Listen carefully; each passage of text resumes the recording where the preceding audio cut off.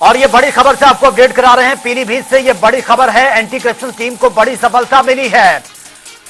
प्रधान सहायक को रंगे हाथों रिश्वत लेते हुए गिरफ्तार किया गया। प्रधान सहायक है आरोपी संजय कुमार, जिसको रंगे हाथों गिरफ्तार किया। लंबे समय से शिकायतें मिल रही थी और उसके बाद यह बड़ा एक्शन लिया गया है।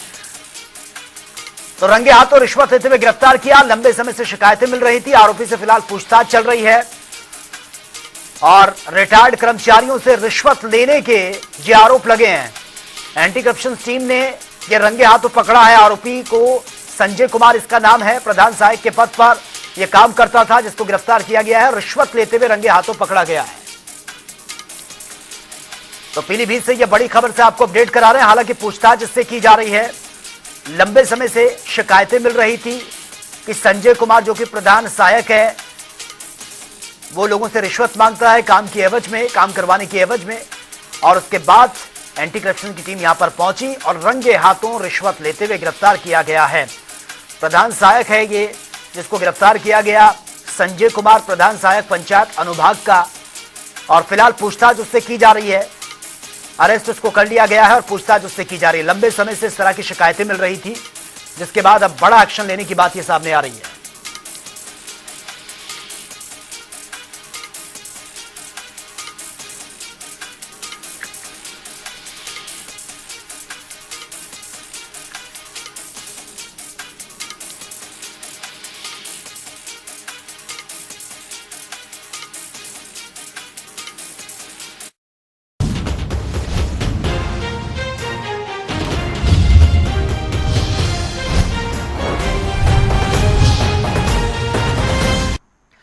नमस्कार, स्वागत है आपका जनता टीवी में। आप देख रहे हैं अपना उत्तर प्रदेश। मैं हूं आपके साथ सचिन चौहान। खबरों में आगे महाशिवरात्रि के दिन महाकुंभ का अंतिम स्नान होना है। ये पहले बड़ी खबर से आपको अपडेट करवा देते हैं। मुख्य सचिव मनोज कुमार सिंह ने व्यवस्थाओं का निरीक्षण किया और डीजीपी प्रशांत कुमार ने सुरक्षा व्यवस्थाओं का जायजा भी लिया है।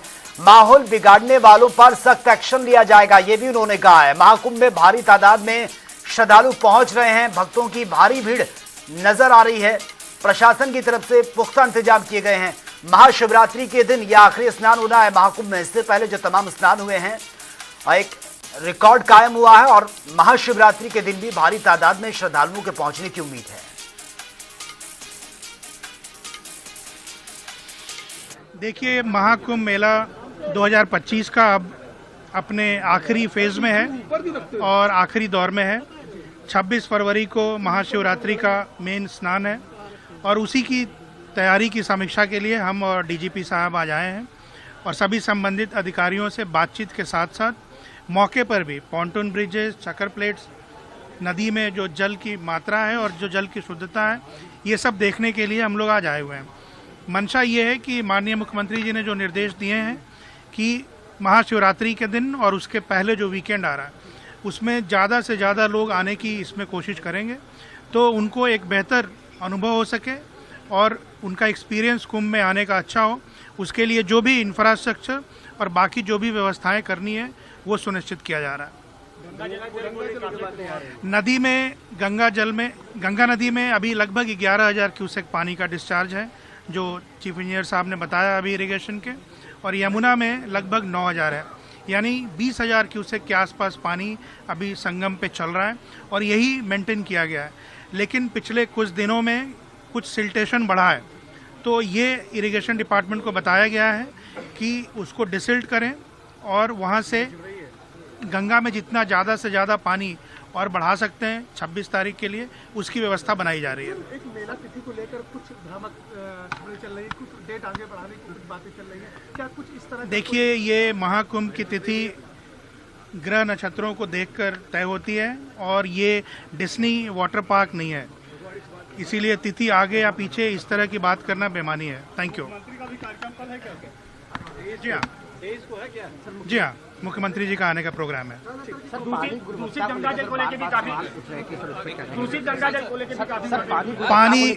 पानी की गुणवत्ता माननीय मुख्यमंत्री जी ने कल अपने वक्तव्य में बहुत क्लियर किया है। बेदिंग क्वालिटी वाटर का BOD 3 से कम होना चाहिए और डिजॉल्व ऑक्सीजन 5 से ज़्यादा होना चाहिए। डिजॉल्व ऑक्सीजन यहाँ संगम पे 9-10 के आसपास चल रहा है और BOD is less than 3 consistently. Faecal coliform 2500 से कम होना चाहिए। वो एसपीसीबी और सीपीसीबी दोनों के जो संगम के सैंपल्स हैं उसमें वो 2000 और 2200 का रीडिंग है। तो पानी बिल्कुल नहाने के लिए बहुत ही अच्छा है। Thank you. चलिए खबरों में आगे बढ़ते हैं। महाकुंभ में भारी संख्या में लोग स्नान करने के लिए पहुंच रहे हैं और प्रदेश के विभिन्न कारागार में कैदियों को महाकुंभ से गंगा जल लाकर यह स्नान करवाया गया है। इस दौरान कैदियों में बहुत उत्सुकता और आस्था का भाव भी देखने को मिल रहा है। साथ ही वे बंदी हर हर गंगे के जयकारे लगाते हुए भी नजर आ रहे हैं। और ये कुछ तस्वीरें आपके सामने हैं। बदायूं, आगरा, प्रयागराज और प्रतापगढ़ की तस्वीर आप देख सकते हैं, जहां पर कैदियों ने भी हर हर महादेव के जयकारे लगाए हैं और भारी तादाद में जो कैदी हैं वो स्नान करते हुए नजर भी आ रहे हैं।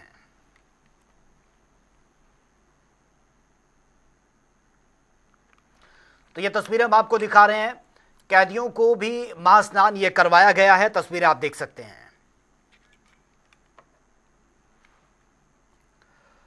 तो चलिए आगे बढ़ते हैं बड़ी खबर के साथ। और लखनऊ से ये बड़ी खबर सामने आ रही है। 24 फरवरी से यूपी की बोर्ड परीक्षा होनी है।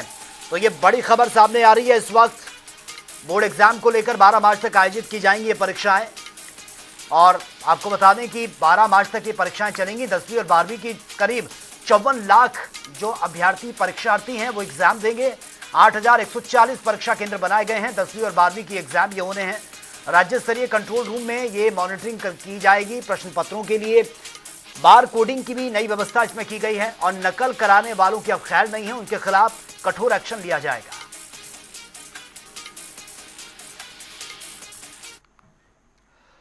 उत्तर प्रदेश सरकार ने 8 लाख करोड़ का ऐतिहासिक बजट पेश किया, जिसके चलते बजट में महिलाओं, किसानों, युवाओं का सबसे ज्यादा ख्याल रखा गया है। बीजेपी एमएलसी पवन सिंह चौहान ने बीजेपी की ओर से जनता से किए गए वादों को पूरा करने की उन्होंने बात कही है। देखिए हमारे संवाददाता अनूप कुमार की ग्राउंड रिपोर्ट। उत्तर प्रदेश सरकार ने अब तक का सबसे बड़ा बजट पेश किया और उस पर चर्चा जारी। हालांकि विपक्ष लगातार हमलावर है और हमारे साथ बात करने के लिए भारतीय जनता पार्टी के वरिष्ठ एमएलसी पवन सिंह चौहान हैं। सर, भारी भरकम अब तक का ऐतिहासिक बजट सरकार ने पेश किया, लेकिन विपक्ष सवाल उठा रहा है। एक दो चीज़ें होती हैं। विपक्ष अपना सवाल हमेशा उठाने की प्रवृत्ति में रहता है। रचनात्मक कार्य नहीं करता, वो हमेशा नकारात्मक कार्य करने की प्रवृत्ति में अपने आप को डाल लिया है। उसी का ये हस्र सब जगह उसको उठाना पड़ा विपक्ष को। हकीकत में भारतीय जनता पार्टी जब से पिछले 7 साल से ये 8वां बजट हमारा पेश किया है, हर बजट को एक थीम लेकर बजट पेश किया है। इस बार उन्होंने एक रचनात्मक रूप से काम किया। महाकुंभ का जो पर्व हुआ इस बार, उस महाकुंभ की वजह से बिल्कुल सकारात्मक भाव से पूरे देश में, पूरे विश्व में बड़ा अच्छा माहौल बना हमारे अपने इंडिया में। खास करके उत्तर प्रदेश में समकक्ष जितने भी डिस्ट्रिक्ट मतलब प्रदेश हैं वहाँ पर भी ज़बरदस्त उत्साह रहा है। आपने देखा होगा कि मध्य प्रदेश, झारखंड, छत्तीसगढ़, राजस्थान, वहाँ भी जाम लग रही है यहाँ आने के लिए। तो ये एक बड़ा मैसेज है। सरकार ने इस बार का जो बजट पेश किया वो उसको सफलता को देखते हुए बड़ा उत्साह भाव में जो भी सरकार ने वादा किए थे उस सारे वादों को पूरा करने की कोशिश किया। खास करके हमारे बच्चों के लिए स्कूटी के लेकर के हो, चाहे उच्च शिक्षा में एक भारी भरकम बजट पेश किया, पॉलिटेक्निक को सुदृढ़ करने के लिए बजट पेश किया, कौशल विकास को डेवलप करने के लिए उसके लिए भारी भरकम बजट पेश किया। इस तरह हमारी सरकार ने ज़बरदस्त तरीके से बड़ा बजट पेश किया ताकि युवाओं को, किसानों को, गरीबों को और ख़ासकर बेरोज़गारों को रोज़गार सृजन हो सके, इसके लिए बड़ा काम किया। मैं सरकार को बहुत साधुवाद, बहुत धन्यवाद देता हूँ। और माननीय मुख्यमंत्री जी जिस हिसाब से हर व्यक्ति को अंत्योदय जो योजना होती है जिसके अंतिम व्यक्ति तक हमारी सहायता पहुँचनी होती है, उसको लेकर के बड़ा शानदार तरीके से बजट पेश करने के लिए माननीय वित्त मंत्री सुरेश खन्ना जी को, माननीय मुख्यमंत्री योगी जी को और पूरी टीम को वो साधुवाद, बहुत धन्यवाद देता हूँ। आज मैं आपका सेंटर भी देखने आया था, यहाँ पर बड़ा मीडिया सेंटर, बड़ा शानदार सेंटर बनाया है। मैं इसके लिए अपने माननीय सभापति जी को वो साधुवाद देता हूँ कि बहुत शानदार मीडिया सेंटर बनाया है, उसके लिए उनको भी बहुत बहुत साधुवाद। बजट में खासकर महिलाओं के लिए लखपति दीदी का पहले से चल रहा था, इस बार भी बड़ा बजट दिया है। यानी हर वर्ग को, चाहे किसान हो, चाहे महिलाएं हों, बुजुर्ग हो, यूथ हो, सबको समाहित किया है। इसके बाद भी विपक्ष की विरोध क्यों? आज मैं देख रहा था लाल बिहारी जी को, आपने देखा होगा, उनको उठा के बाहर निकालना पड़ा था बगैर वजह से। माननीय सभापति जी पूछ रहे थे, भैया किस वजह से आप इस वेल में बैठे हुए हो, बता ही नहीं पा रहे थे। सिर्फ समय बढ़ाया जाए, ये कोई वजह थोड़ी ना होती है। बड़े वजह न होने की वजह से इस तरह की जो मूर्खतापूर्ण जो विपक्ष हरकतें करता है, जिसकी वजह से पूरे प्रदेश की जनता और हमारी परिषद का अपमान होता है, ये थोड़ा शोभनीय लगता है। विपक्ष हमेशा इस तरह की अनर्गल आलाप करता रहता है, वो ठीक नहीं लगता है। ड्रोन दीदी भी अपना नाम सुना हो, लखपति दीदी सा ड्रोन दीदी भी है। तो हमारी पूरे प्रदेश की और पूरे देश की बच्चियों के लिए बड़ा सोचा जा रहा है। आपने देखा होगा अभी हमारे दिल्ली सरकार ने आते ही पहली घोषणा की, जितने कमिटमेंट किया था मैं सारे पूरा करने की कोशिश करेंगे, और आदेश भी कर दिया माननीय प्रधानमंत्री जी ने कि 8 मार्च से पहले जो 2,500 रुपये प्रति महिलाओं के हिसाब से 18 से 60 साल की उम्र पहुंचना है, वो 8 मार्च से पहले उनकी किस्त पहुंच जानी चाहिए।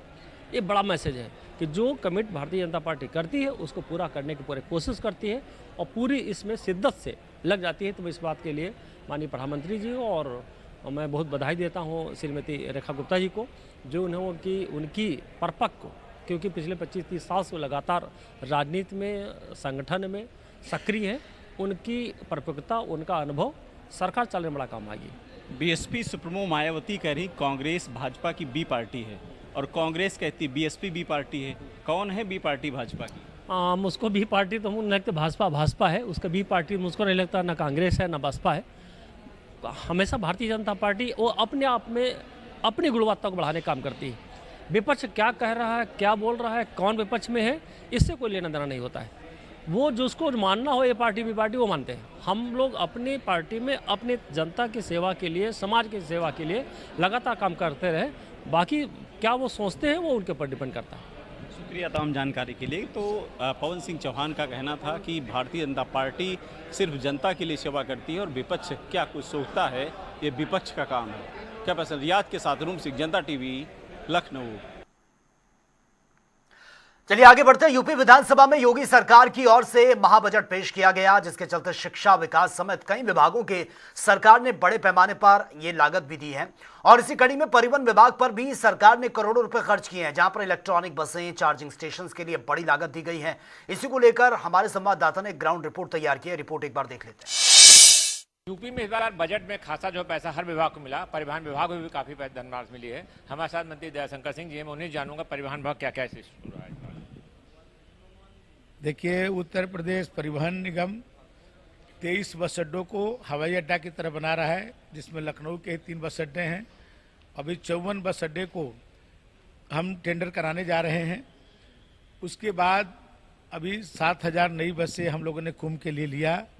और फिर से इस बजट में माननीय मुख्यमंत्री जी ने मुख्यमंत्री ग्राम जोड़ो योजना के तहत उत्तर प्रदेश के सभी ग्रामों को इलेक्ट्रिक बसों से जोड़ने का निर्णय लिया है और उसके लिए बजट में प्राविधान किया है।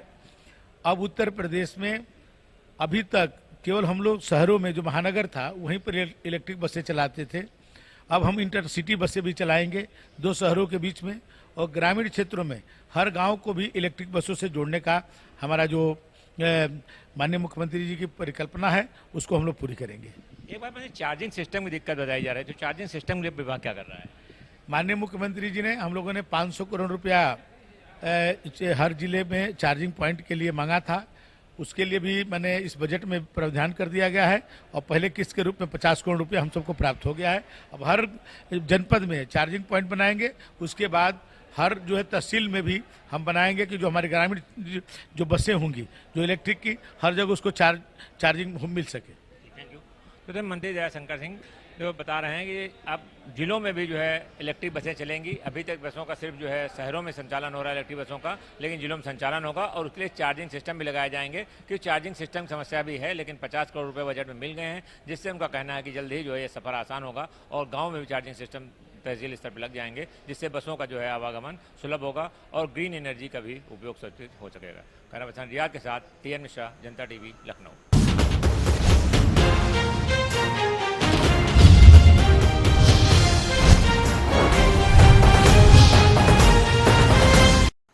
एक 144 साल बाद महाकुंभ में बने दुर्लभ संयोग के चलते करोड़ों की संख्या में लगातार श्रद्धालुओं का जनसैलाब संगम नगरी में उमड़ रहा है। और इसी कड़ी में कारागार मंत्री द्वारा दारा सिंह चौहान ने बड़ी पहल करते हुए जेल में बंद कैदियों को त्रिवेणी संगम के पवित्र जल से स्नान करवाने के आदेश दिए हैं। इसी को लेकर देखिए हमारे संवाददाता TN मिश्रा की एक खास रिपोर्ट। मेरे साथ मंत्री दारा सिंह चौहान जी हैं, जिन्होंने बंदियों को लेकर के करीब 90,000 बंदी बताए जाते हैं जिनको जो उन्होंने स्नान करा दिया कुंभ का। मैं उन्हीं से जानूँ क्या योजना थी और कैसे इसको उन्होंने अमली जामा दिया। देखिए, सबसे पहले तो मैं आपके चैनल के माध्यम से इस देश के यशस्वी प्रधानमंत्री आदरणीय नरेंद्र मोदी जी को और उत्तर प्रदेश के यशस्वी मुख्यमंत्री माननीय योगी जी को, जिन्होंने माननीय प्रधानमंत्री के मार्गदर्शन में उत्तर प्रदेश के मुख्यमंत्री ने, जिनके नेतृत्व में प्रयागराज की धरती संगम पर दुनिया के तमाम श्रद्धालु वहाँ पहुँचे और लगभग मुझे लगता है 58 करोड़ का आंकड़ा पार हो गया है, जिन लोगों ने आस्था की डुबकी लगा करके पूरी प्राप्ति का काम किया है।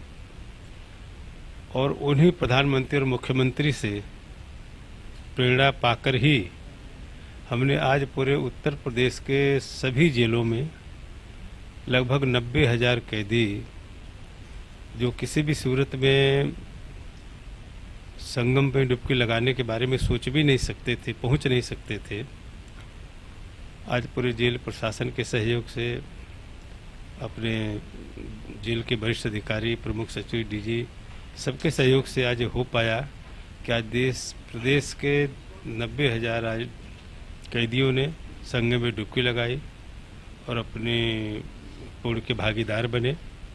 और मुझे लगता है उत्तर प्रदेश देश का शायद पहला सूबा होगा जहाँ इस तरीके की पहल की गई, क्योंकि हमने अपने प्रधानमंत्री मुख्यमंत्री से प्रेरणा लेकर के इसको अमली जामा पहनाने में सफल रहे। मतलब एक चीज पब्लिक मन में सवाल उठा है, जेल से बंदी कैसे वहाँ गए और किस तरह उनको स्नान कराया गया। देखिए, ये सवाल उठना लाजमी लोगों के मन में है और पहले से आप लोग जानते आ रहे हैं कि पहले हम लोग हरिद्वार जाते थे, गंगा जाते थे, ऋषिकेश से लोग पानी भर के लाते थे। और आप भी जानते हैं कि आम लोग, जो आम पब्लिक है, जिनके मन में आस्था है, जो सनातन के समर्थक हैं, वो सब लोग संगम में डुबकी लगा के जा रहे हैं। भीड़ बहुत काफ़ी है। तो यहाँ पे कैदी की विधिक दिक्कतों के नाते जो जेल के एक दीवार के बाहर जा नहीं सकते हैं, हमने 2 दिन पहले संगम से जल जो है हर जेल में मंगवाने का काम किया है। और आज ही छोटा एक टैप बना करके बड़े बड़े भगोनों में, बड़े बड़े बर्तनों में पानी इकट्ठा करके पूरा पूजा अर्चना करने के बाद वो गंगा जल उसमें डाल करके सारे कैदी जो आज पूरी तरीके से नहा रहे हैं और पूरी तरीके से मने उत्साह में है, खुशी का माहौल। आज जेल में जैसे लगता था कि हर्षोल्लास, जैसे दीपावली और दशहरा मनाया जा रहा है, इस तरीके से आस्था के उसमें डुबकी लगाए हैं लोग। Thank you sir. मंत्री दारा सिंह चौहान का सारे कैदियों को जो है वहाँ ले जाना संभव नहीं था, तो जेल में ही उनके लिए जो है पवित्र जो संगम का जल मंगा करके और उनको वहाँ संगम के जल से स्नान कराया गया और जो भी पुण्य के भागी बने हैं। खरा पसंद यार के साथ TN शाह, जनता टीवी, लखनऊ। तो चलिए बात होगी तमाम खबरों की ताबड़तोड़ अंदाज में। गोरखपुर में अधिवक्ता संशोधन बिल 2025 पर वकीलों में दिखी है नाराजगी। गोरखपुर बार एसोसिएशन ने आज कार्य बहिष्कार कर जमकर विरोध प्रदर्शन किया। फतेहपुर में प्रयागराज महाकुंभ त्रिवेणी के जल से कैदियों ने किया स्नान, अपने गुनाहों की मांगी है माफी, उत्साह में लगाए जय गंगा मैया के नारे। लखनऊ में भीषण सड़क हादसा, ट्रैक्टर ने बाइक को मारी जबरदस्त टक्कर, 3 लोग गंभीर रूप से घायल, हॉस्पिटलाइज। सुल्तानपुर में आप सांसद Sanjay Singh MP MLA court में हुए पेश, कहा मेरे ऊपर फर्जी आचार संहिता का मामला दर्ज किया गया। बुलंदशहर में दबंगों ने युवक के शादी समारोह में जमकर बवाल किया, लाठी डंडों से बारात पर किया हमला, 2 महिलाओं सहित 6 लोग घायल। पीलीभीत से हैरान कर देने वाला मामला सामने आया, महिला के पूर्व पति ने घर में घुसकर की महिला की हत्या, मामले की जांच में जुटी है पुलिस। भदोही में ओवरब्रिज पर बड़ा सड़क हादसा, तेज रफ्तार स्कॉर्पियो ने स्कूटी सवार 3 लोगों को मारी है जबरदस्त टक्कर, 2 की मौत, 1 घायल। कुशीनगर में अवैध वसूली का सिलसिला लगातार जारी, सड़क पर आने जाने वाले भारी वाहनों से की जा रही अवैध तरीके से वसूली, लोगों ने लगाई है न्याय की गुहार। चंदौली में पूजा पाठ से शुरू हुआ मेडिकल कॉलेज पर सोलर लगाने का काम, कुल 440 किलोवाट का लगाया जाएगा सोलर पैनल। मुजफ्फरनगर में शिवरात्रि को लेकर पुलिस प्रशासन ने तैयारियां तेज कर दी हैं, कांवड़ को लेकर ADM और SP सिटी ने किया कांवड़ मार्ग का निरीक्षण। बसपा के पश्चिमी प्रभारी पहुंचे मुजफ्फरनगर, नेताओं ने किया है पश्चिम प्रभारी का भव्य स्वागत, वोट को एकजुट करने के लिए बसपा का बड़ा अभियान शुरू। बुलंदशहर में पुलिस की कार सवार बदमाशों से मुठभेड़ में 2 बदमाशों के पैर में लगी है गोली। पुलिस ने 2 घायल बदमाशों समेत कुल 6 शातिर बदमाशों को गिरफ्तार किया। कानपुर देहात में संदिग्ध परिस्थितियों में लगी गरीब की झोंपड़ी में आग। गृहस्थी का सारा सामान और कुछ नकदी जलकर राख। कड़ी मशक्कत के बाद आग को कंट्रोल किया। रायबरेली में मॉडर्न रेल कोच फैक्ट्री पहुंचे हैं राहुल गांधी। 2 दिवसीय दौरे पर हैं राहुल गांधी। फैक्ट्री का निरीक्षण करेंगे। एटा में कार तालाब में जा गिरी। एक ही परिवार के 5 लोग घायल। स्थानीय लोगों ने पुलिस को इन्फॉर्म किया। शाहजहांपुर जेल में महाकुंभ के पावन पर्व पर प्रयागराज संगम तट से पवित्र जल से कैदियों ने स्नान किया। एटा में महाशिवरात्रि को लेकर पुलिस प्रशासन पूरी तरह से अलर्ट है। ड्रोन से की जा रही है निगरानी। एसएसपी ने निर्देश में पुलिस ने चलाया सुरक्षा अभियान।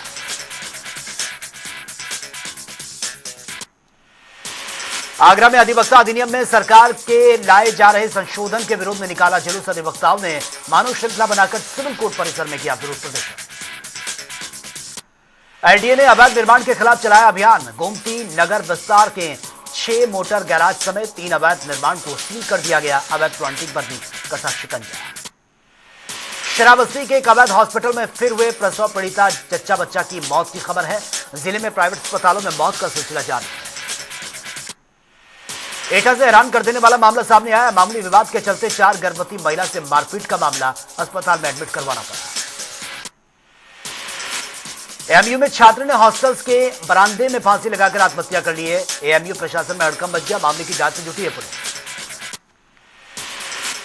फतेहपुर में रेस्टोरेंट में जमकर चले लात घुसे। दुकान के कर्मचारी और ग्राहक के बीच जमकर मारपीट हुई है। सीसीटीवी में कैद हुई है मारपीट की घटना। फतेहपुर में भीषण सड़क हादसा। बेकाबू टैंकर ने बाइक सवार को मारी है जबरदस्त टक्कर। हादसे में दंपति सहित 2 बच्चे गंभीर रूप से घायल। तो फिलहाल इस बुलेटिन में मेरे साथ इतना।